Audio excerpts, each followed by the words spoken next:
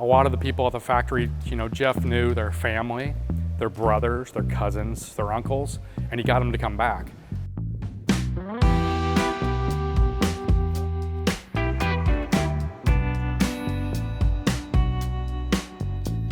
I was glad that he came back, and I think that he raised the level of management there.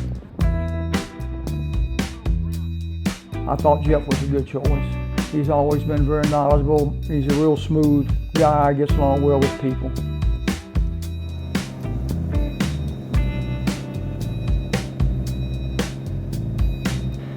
His understanding of how hulls work and how boats are manufactured is indispensable. Because if it's not going to be efficient, fast, it's not going to be a fountain.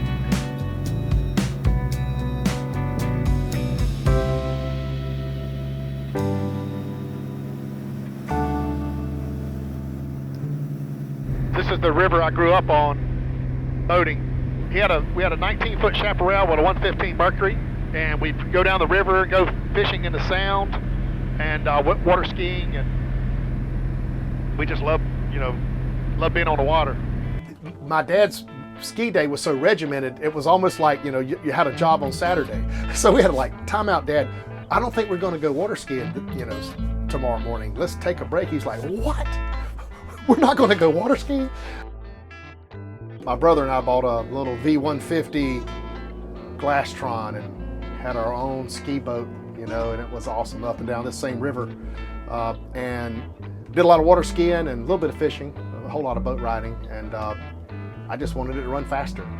So hydro streams were all the rage, and Allison crafts, and Reggie had a 20-foot Allison up and down the river, and a friend of mine had a hydro stream, and he blew it over and wrecked it, and I bought it from the insurance company and kind of glassed it back together. It was a project. But anyway, when I was a junior in high school, and I had a boat that would run 90 miles per hour, a little hydro stream with a 200 Mercury on it.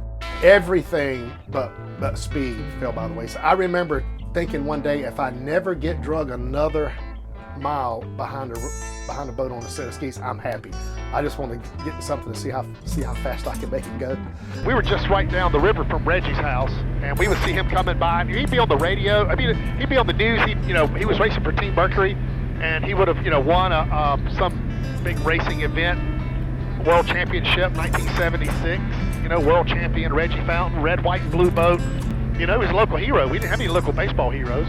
There's no professional hockey team, baseball team, anything. I ran into Jeff on the Pamlico River out here. He'd gotten out of high school and bought himself a hydro stream, and he was racing up and down the river, and I had a Allison craft. Well, whenever they saw my boat, it looked like it was just about to blow over. And they said, "You're going to blow it over." And all these guys told me, "You're going to blow it over," but I never blew it over once. So after a while, one of the guys, that my biggest critic, saying, "Boy, you better slow down. You're going to hurt yourself. You're going to blow that thing over." He told me one day, he says, "I realized, you know what? He's not going to wreck." And then he said, "I want him to, if he raced my boat, he'd win every race." His laser turned phenomenally well. And he came to me and said, I want you to race the next race. And I couldn't believe it. I was like a caged animal, let out. Reggie had a hard time remembering my name I'd see him from one time to the next. And one day I outran him down the river. Ever since then, he knew I was Jeff. He and I met each other racing up and down the river, and that's how we got to know each other. We got to be friends, and he was telling me about this boat he was going to build, start his own boat company back in those days, late 70s. When I got the company going and we needed somebody, I hired him as we went from no people to 6 to 20 to, actually we got as many as 400 at one time. Recognize this place over here? Yeah. That's awesome. I'll put it out your window. That's pretty cool. That's a cool shot there. Reggie pulled him to the side and commended him for how well he was running the boat and said, "Son, I think you need to come work for me. I'm building a boat company." This was in 1980. "And I think you need to come join me. You obviously know a little something about boats already, so that's I think that's pretty much how he started. He rolled fiberglass on the very first boat that Reggie ever built, and he worked in lamination. He went up into pre-rig. He's worked in assembly, rigging engines, and from there, you know, he went to sales manager and was the service manager. It's been an amazing journey to kind of watch that from a young age. I helped roll out fiberglass on the first boat ever built in 1980, Old Blue, we called it. Worked part-time off and on, came to work full-time at the Fountain factory in September of 1983. There was only 6 of us at that time, and I was one of the 6 laying it up. That's the boat down at the factory.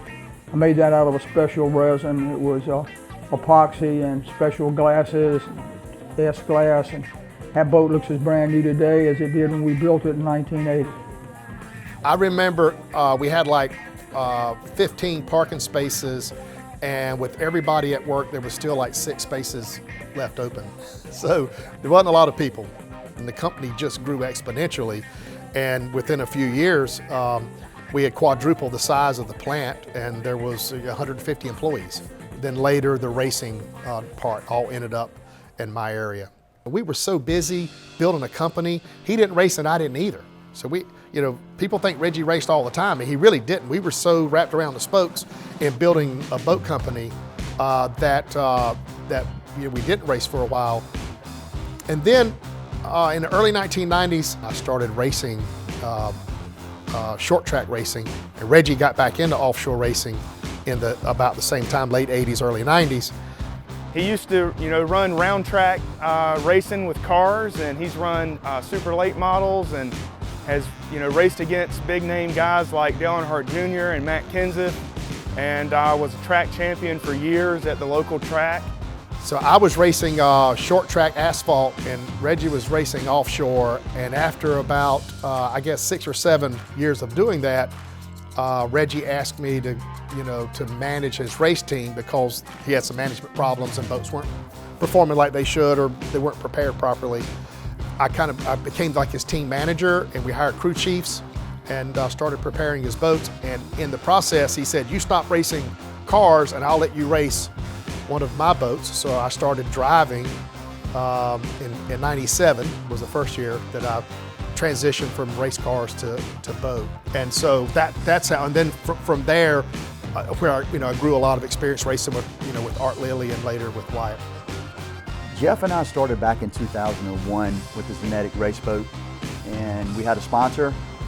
Jeff sort of took the lead and put the boat together for us, and we went out, and it was our first year together as a team. My dad was overseeing the whole operation, and we won almost every race we were in. And one of the accolades that we got that year were we both got Hall of Champions, APBA Hall of Champions, and that was something that's a rarity. And we were the national champions, the world champions, and it just was a great experience with Jeff. I have nothing but great memories of that entire season with him.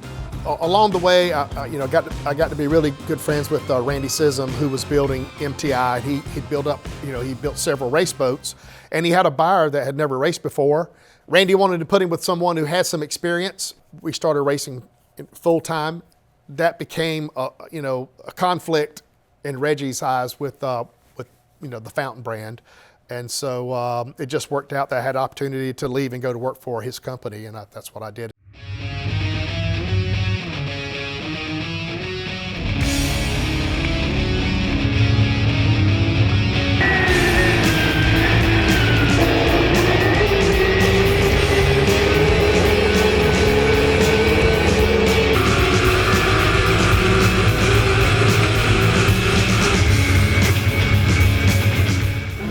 We got a bad start, got hosed down.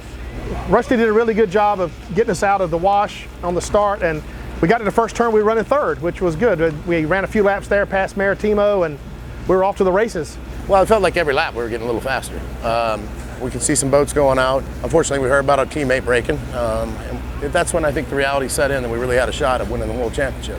We ran our race at that point. We ran hard, and we had some luck there. I'm numb right now. I can't really tell you. It's a dream come true times 100.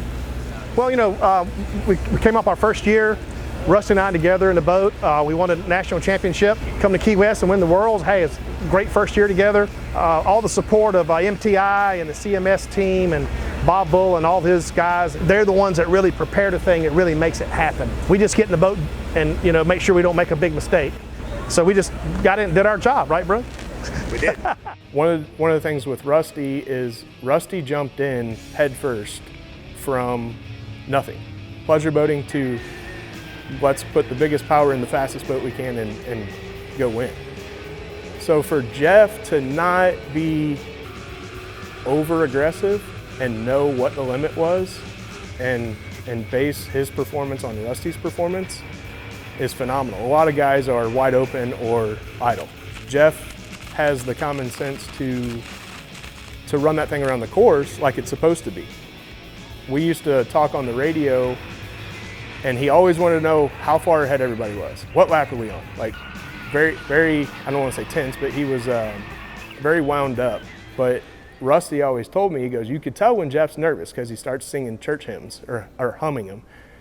He's extremely underrated, but he is a Johnny Tomlinson or Gary Stray or Randy Scism. He's, I've been very fortunate to know that he knows so much and actually get to learn from people like him.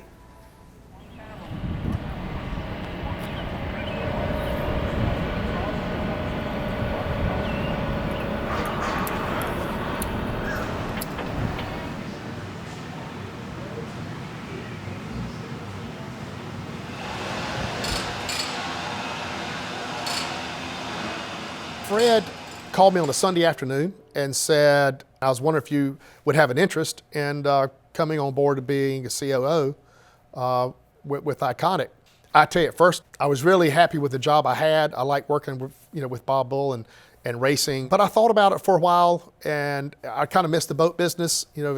Boating kind of gets in your blood, and after some careful consideration and prayer about it, I decided to take the plunge. Who would have the background at Fountain, who would understand how to build boats, who would be passionate about the brand and passionate about the performance, which is all about Fountain. If you didn't have the passion and the knowledge, then you really couldn't be here. He had done everything at Fountain. He'd helped lay up the very first hull number one. So I knew that he knew the boat building from the top to bottom and right to left. And that knowledge I knew was what it would take to bring Fountain back, to really bring it back to the performance that we wanted to give, which is all that Fountain's about. Do you remember what this place was like when you first started working for Fountain, Jeff? This one room we're in right here was all of lamination. All of lamination. It was, yeah. This was lamination. And the molds were in the back, and they laminated and they mated them here, and then they had a tooling section right over there. They were tooling a new model in 1983 when I started here. And that one building across the street is where they rigged them, painted them, and that was the front office. That was all there was here in 1983, yeah. To be successful in the boat business, you need to build really high-end, good quality piece, but also do it as efficient as possible. So working on efficiencies is working on our process, and it's a throwback to what I got involved with 20 years ago at Fountain, and that is lining up the sub-assembly portions to meet the boat at the right time, to be installed, and having the hookup. Whether it's the wiring or the plumbing, piping, the hydraulics, done in such a way that that it takes the least amount of time and it has the best possible interaction with each other, and so that it's hooked up right and it looks good. One of the things that you can automate is your glass kit. So this is a CNC cutter, and it actually cuts out all the pieces that we need to do a kit. Automatically. So this table actually sucks a vacuum down on the glass, and then it goes in and runs. It'll run in and it'll cut out different shapes, and it also numbers them so that when they go to laminate it, they can put the pieces together like a puzzle. So each boat gets its own pre-designed, pre-cut glass, and it's pre-cut core and Kusa on a CNC machine. Keeps things really consistent. So we have one of these that also cuts all our upholstery, And we have 2 of these that cuts all of our core material in our CUSA. Really cutting edge. A lot of companies pay a company to cut their kits and send them in a box. So they've got their own machines and the kit shows up in the box. That's what we work on a lot. And to constantly drive efficiency, you've got to work on the little minute details of the process. Those are the things that you get, wrapped around the spokes on every day. I think that attention to detail that he brought to the company in the early days, he carried that when he left the company, he had it when he came back. It's just a part of who Jeff is. It takes a high level of attention and your team members, switched on to pull that off. And I think that's kind of what my job is to be the leader that inspires everybody to build a boat to that calling.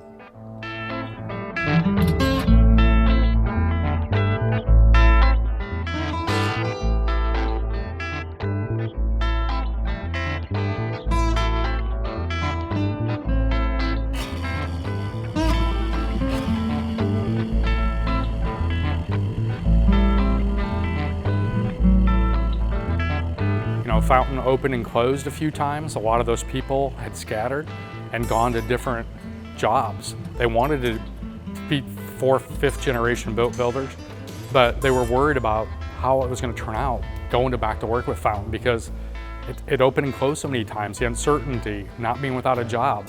And Jeff got those people back. Jeff rallied the whole Washington, North Carolina area, got the people that wanted to build boats, had Fountain blood running through their systems and their DNA, and got them back to the factory to get the product that you see today. It's a company that suffered a bankruptcy in 2009, and it's nowhere near where it was just a few years ago.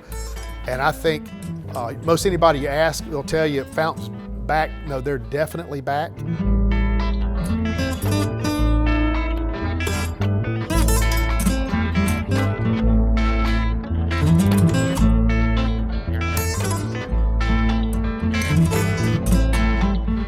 His understanding of how hulls work and how boats are manufactured is indispensable, because if it's not going to be efficient, fast, it's not going to be a Fountain. And so there's a number of areas that we're going to expand to, and Jeff's ability to understand and help engineer and build the boats to meet those needs. That's what he'll do for the future of the company. There's a lot of guys that want something to happen. It's a lot harder to make it happen. He'll put the time and the effort in to make it happen. Fred Ross's vision for this company is huge, and I think right now we're in an infancy of what we're going to be. Jeff's a genuine person, both at family, faith, and work, I think. That the words that come out of his mouth, he means them. And you can take it to the bank. Whatever he says he's gonna do, he does it.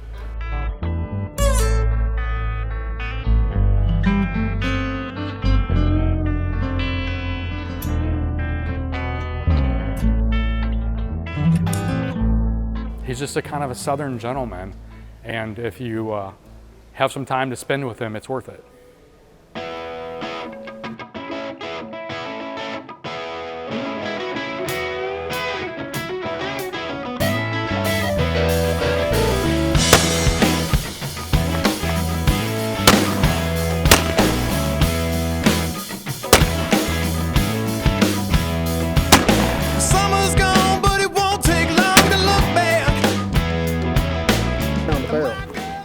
Then you take so you mount it, so that, okay, so see, your head is like this. Mm-hmm. So you mount it high. That's got to be straight. So you scrunch your shoulder up, raise your shoulder up. So you want to bring the gun to you, not you to the gun. There you go, there you go, that's better. And then you look both eyes open.